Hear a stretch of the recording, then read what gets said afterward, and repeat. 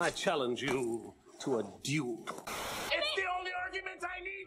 I don't want to talk to you no more, you. You got a lot of nerve. Soon you will know what it is like to be defeated. Stop defending him, Sean! All right, let's go.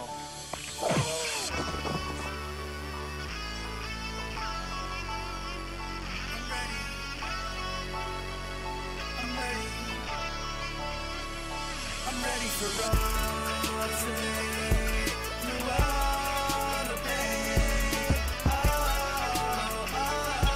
the way. The fight to run. My life, the love, we're taking it all the way.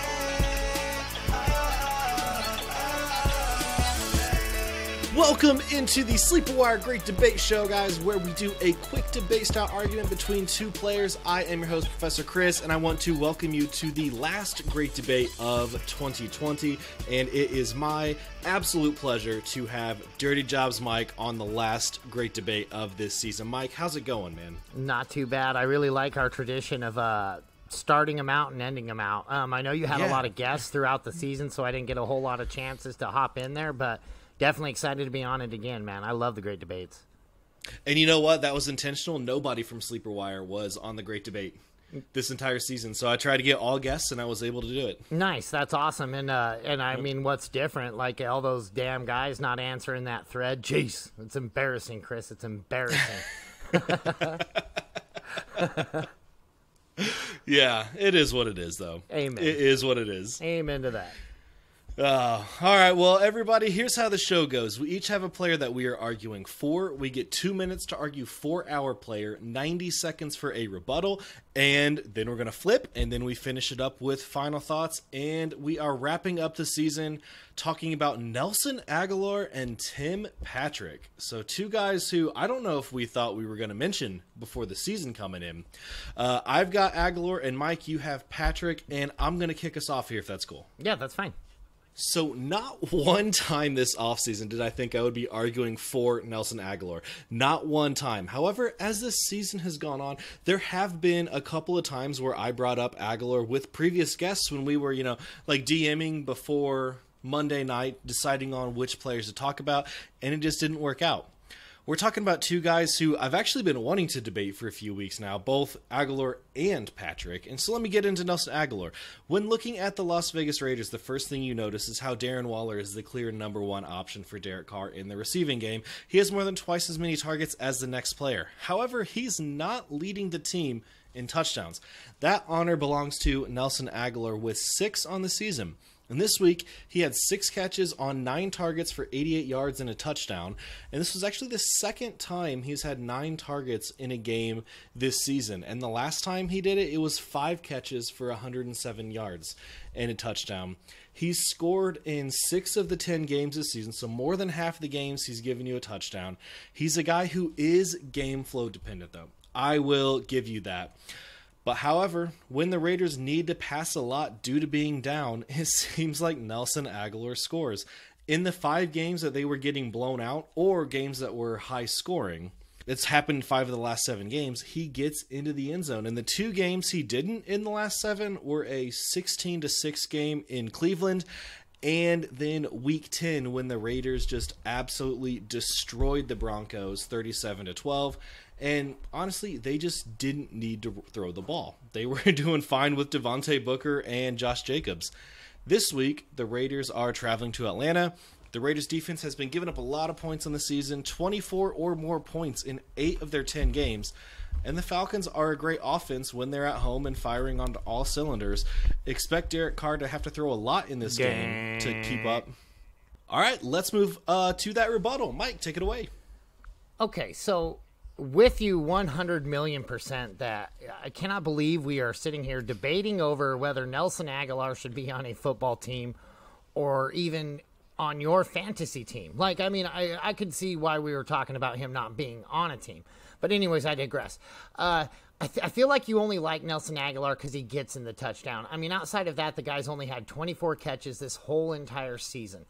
I watched him last week, right? This guy is doing the same thing Agholor is known for, and that is dropping the ball. His catch percentage is is fairly atrocious, although it's not as bad as I thought it was going to be. His drop rate is a lot lower than I thought too, but then that also makes me wonder what qualifies as a drop, because there was 2 passes that I saw last week in particular that Carr put those balls on a dime, and all that Agholor had to do is just scoop them out of the air, and in classic fashion, this guy is dropping them. So I saw that happening. When you start looking at his numbers at the beginning of the season, he was lights out. He was catching everything. Second half of the season, not so much. This guy is dropping the ball a lot. Now we can just get into targets, right? This guy isn't getting very many targets per game. He has had 2 games where he's had 9 targets, but outside of that, he hasn't had over 4. And so with that, I mean, you just said it yourself. They pass to him when they're down. The Raiders are a very, very good balanced football team this year. There's not going to be a whole lot of situations where they find themselves down, and therefore you're not going to really see a whole lot of usage from Nelson Agholor. Let's move to Tim Patrick. Mike, it's all you. Okay, now Tim Patrick, I could just end this debate right now, right? I'm just going to say one thing, and that's he's a Bronco. And that should end it right there. I mean, we're talking about a Bronco versus a... I can't talk about it like that because the Broncos suck this year. We got Tim Patrick. He's in his 3rd year. You know, this isn't exactly a big breakout season for him. And really, I mean, he's only a victim of opportunity right here with Cortland Sutton being out. You got KJ Hamler ahead of him, and you got Judy ahead of him. So, I mean, the fact that he's even getting used at all is a surprise. But, man, when they are using him and when they are getting him involved, he's catching the ball. He's actually got a 100% catch rate this season. He's 36 for 56 with 563 yards, 3 touchdowns, which is a little bit less than what I'm looking for. But if you look at the red zone targets, this guy is getting a lot of good red zone looks. He's getting involved in the offense a whole lot more. He's in 70% of the snaps. There's a lot of things about him that I just feel like is going to be adequate. I don't know if you remember Dante Moncrief in the season that he had for the Colts a few years back, but you could count on this guy going out there, getting you 60 yards and a touchdown almost like clockwork.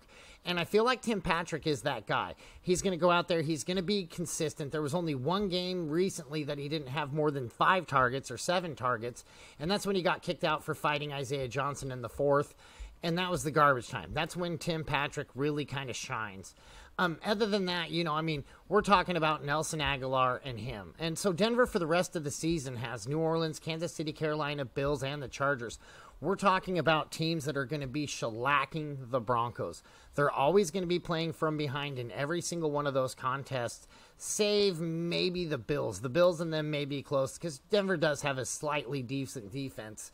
But those games should all be where it's a lot of garbage time, a lot of Denver being behind, and a lot of throwing the football. So I really think that Tim Patrick is going to be a guy that's going to continue the volume that he's seeing, not inconsistent volume, but very consistent volume throughout the season, and continue the rate at which he's going for you. So Tim Patrick has been very playable for 6 of the last 7 weeks. I'll give you that. I was actually recommending him a couple times on the Blitz a couple weeks ago. If you played him, you were really only disappointed in week 7 when he had 3 for 44 against Kansas City. That game was an absolute blowout, and the Broncos should have been throwing way more. I mean, they lost by 27 points. Why weren't they throwing the ball more? This week, the Broncos have to take on the Saints, who have a great defense. You think you can expect Drew Lock to hit the dirt over and over again. And the Saints corners shut down the passing game. You can expect that to happen against the Broncos as well. Drew Lock is horrible. He's got the worst passer rating in the league. The Saints defense should feast this week. If you're hoping for a Thanksgiving miracle, I don't know if Tim Patrick is your guy this week. All right, so let's move into final thoughts. I want to take it back to Nelson Agholor, and I was almost done with everything I wanted to say about him, but I do want to touch on one thing that you said in your rebuttal, is that they throw when they're down, and they are a good offense. But they don't just throw when they're down. They throw when it's a high-scoring competitive game as well. Well, you know, the Falcons, they're going to Atlanta, like I said before I got, cut off. That's going to be potentially a very high-scoring game. Then in Week 14, the Colts come to Las Vegas. The Colts can put up some serious points too. Game flow favors the wide receivers in these high-scoring games, and Agholor has been solid in high-scoring games and when they're playing catch-up as well. And see, and again, I mean, like I said at the beginning of this thing, I mean, we're talking about Agholor and we're talking about Tim Patrick. It's we're we're in week 12 of the fantasy football season. Boys, we're scraping the bottom of the damn barrel here. The only thing is opportunity is king for me, right? And when you've got Jerry Jeudy and KJ Hamler being shadowed by the premier cornerbacks against every single team, I feel like that opens up a lot of opportunity for Tim Patrick. He has by far the strong edge of the target capacity that he's had. And really, I mean, outside of 2 games, Nelson Agholor hasn't had more than 4 targets in a game this whole entire season. The other 2 games, he had 9 targets, which is perfect. And if he was keeping up that kind of consistency, I'd be arguing for him all day long. I just feel like Tim Patrick's going to be your more volume play, and volume is king, baby. Volume is king. All right, guys, that is going to wrap it up for the last great debate of 2020. Now, this is the last one because, as Mike, you just said, this is week 12, right? We're at the point where we only have 1 more week of bye weeks, and there's only 2 teams on bye. I think it is it Tampa and the Panthers? I believe so, yeah. Who are the only 2 teams? Yep. That'll be in week 13. Honestly, you're not going to need to keep picking up guys off waivers. If you made the playoffs, that means your team is already good enough to be in the playoffs. You're not looking for guys to get you in after this week. So that's usually why we stop the great debates each season around week 11 or week 12, and why we won't be continuing on. But it was a lot of fun this season with all the guests we had on. Mike, I'm glad you were here on the last one, man. Yep, like I said, we opened her up and we put her to bed, just like every single season so far. So we can just keep that a tradition, and I'll just keep showing up for it, buddy, as long as you keep inviting me.